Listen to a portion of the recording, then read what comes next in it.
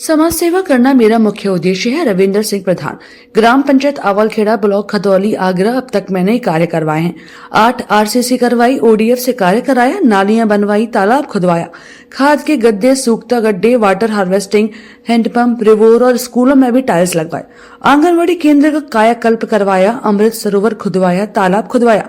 मेरे गाँव की मुख्य समस्या साफ सफाई है कि मेरे गाँव में एक सफाई कर्मचारी है, वह पूरी ग्राम पंचायत को साफ नहीं कर सकता। मैं प्राइवेट सफाई कर्मचारी लगाकर सफाई करवाता हूं। सरकार से अपील है कि हमारी ग्राम पंचायत में सफाई कर्मचारी बढ़ाई जाए और सरकार से अपील है कि हमारी निधि भी बढ़ाई जाए। 24 अपने न्यूज से संवाददाता वर्षा गुप्ता की रिपोर्ट। राजनीति में तो मैं समाज की सेवा करता था। लोगों की इच्छा थी कि एक बार प्रधान के रूप में सेवा का अवसर दें, तो मैं प्रधानी का चुनाव लड़ा और जनता का सहयोग मिला, मैं प्रधान बना हूँ। जब आप चुनाव लड़ रहे थे, जब क्या क्या समस्याएं थी और क्या क्या विकास कार्य अभी करवाए आपने? जो समस्याएं थी, एक तो पानी की समस्याएं थी, नालियों की समस्याएं थी, गांव में आवास की समस्याएं थी और बाकी साफ सफाई की समस्याएं थी। वो मैंने लगभग पूर्णतः उस पर खरा उतरा हूँ और खरा भी रहा। अब तक आपने बाकी जो काम है मैं उसे अपनी पंचवर्षीय योजना में करा दूंगा। पंचायती घर की व्यवस्था कैसे, क्या कार्य करवाए उसमें?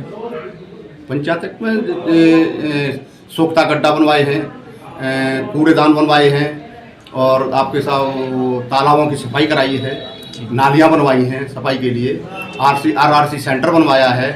आरसीसी सेंटर जो हमारा केंद्र है उसका तो वो केंद्र बनवाया है, इंटरलॉक कराई हैं, खरंजे भी आरसीसी खरंजे भी कराए हैं, तालाबों की सफाई भी कराई है, रिबोर कराए हैं।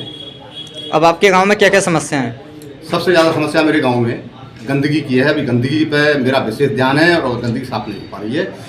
कारण है उसमें कि एक इतने बड़े गांव में एक महिला है और वो भी महिला सफाई कर्मी की ड्यूटी जो है 1 महीने तो ब्लॉक में लगा दी, तो 1 महीने जिले पर लगा दी, कभी कहीं लगा दी, कभी नहीं। तो मैं उससे संतुष्ट नहीं हूँ। मैं चाहता हूँ सरकार से कि ये गाँव इतना बड़ा होकर के 7 स्कूल है मेरे गाँव में, तो कम से कम यहाँ 3-4 आदमी मेरे यहाँ होने चाहिए, तब जा करके कहीं मेरे यहाँ सफाई दी जाएगी। मैं उससे संतुष्ट नहीं हूँ। अभी जो शमशान घाटी की व्यवस्था कैसी है? शमशान घाट में मैंने उस पर टीन शर्ट पड़े हैं, माननीय सांसद श्री रामशंकर कठरिया जी ने करवाए थे। उसमें एक बोरिंग कराया था, बोरिंग खराब हो गया था, जिसको मैंने पुनः अपने प्रधान होते ही सबसे पहले वरीयता पे उसे लिया और आज बहुत अच्छे से नल चल रहा है। पूरे गांव में सबसे बढ़िया नल चल रहा है और उसमें मैंने बैरिकेड करा दी है, 3-3 तार लगा करके, पौधे भी लगवा बच्छर पूरा करा दिया। राशन व्यवस्था को लेकर क्या करना चाहोगे आप? राशन लगभग लोगों को जिनके कार्ड हैं उनको लगभग सही रूप से मिल रहा है। अब ये लोगों की शिकायतें हैं, वो शिकायतें भी मैं देख लूँगा और उनको जा करके सही करा। जो सरकार से योजना आती है वो जनता को नहीं मिल पाती है, तहसील में जाते हैं लेकिन भगा देते हैं, उसके बारे में क्या कहना चाहोगे आप? अब कहना चाहिए कि सरकार की योजना है लगभग ज़मीन पर जी, अगर उतर के आ जाएं और पूर्णतः उनका काम हो जाए तो ये भारत ये कहते हैं ना हमारे माननीय मुख्यमंत्री जी कि राम राज्य आएगा, राम राज्य आकर के ही रहेगा और राम राज्य की कल्पना भी हम करते हैं कि राम राज्य होकर ही रहेगा। मुख्यमंत्री के निधि कम आ रही है, उसके बारे में क्या कहना चाहोगे आप? अब निधि तो ये सरकार का वो है, सरकार ने काट दिया 30% हमारी जी, और जो मानदेय है वो भी निधि में ही किया गया है, उसके बारे में? सब निधि में दिया है, मानदेय भी दिया है और हमारी जो स्वच्छता के लिए एक महिला जो उस पर रहती है उसका भी मानदेय उसी में से है। मेट जो बनाई है हमारे नरेगा में उनका मानदेय उसी में से है।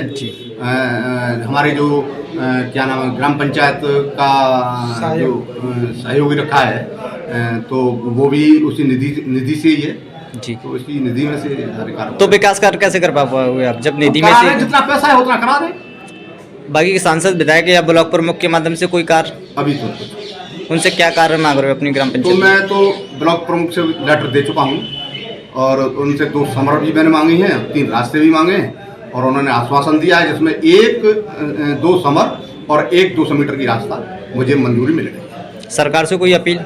सरकार से है कि मेरे गाँव में ये आदर्श गांव है, गुरुजी का गांव है, पंडित श्री राम शर्मा जी का गांव है। कहना चाहिए युक्त तपो ऋषि पंडित श्री राम शर्मा इस गांव की मैं जन्मस्थली है उनकी। इस गांव को सुंदर स्वच्छ बनाएं जिससे कि विदेशी लोग आते हैं वो देखें तो आमलखेड़े को ये कहें कि आमलखेड़ा जो जन्मस्थली है वो वाकई में सुंदर है और सुंदरता होनी चाहिए। मैंने कोशिश भी की है कि इस गांव को पर्यटन में लाने की और वो मुझे संकेत मिल रहे हैं कि